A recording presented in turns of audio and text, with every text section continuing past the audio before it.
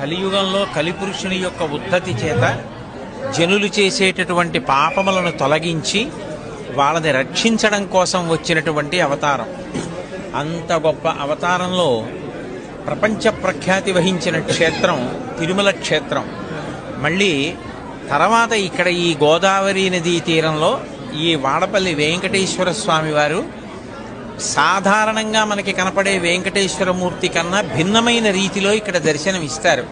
ఆయన ఒక చేత్తో గద పట్టుకుని ఎర్రచందనపు మూర్తిగా వెలిసి ఉండడం చాలా చాలా గొప్ప విశేషం. అసలు ఎప్పుడైనా గ్రహదోషాలు వస్తే ఎర్రచందనాన్ని స్వామివారికి అభిషేకంలోనో లేకపోతే అలదడమో చేస్తూ ఉంటారు. అలాంటిది ఎర్రచందనం మూర్తిలోనే స్వామివారు వెలియడం, పక్కన శ్రీదేవి అమ్మవారు కూడా ఉండడం, గదతో స్వామివారు ప్రకాశిస్తూ ఉండడం, ఆయన తన పాదాలని చూపిస్తూ ఉండడం,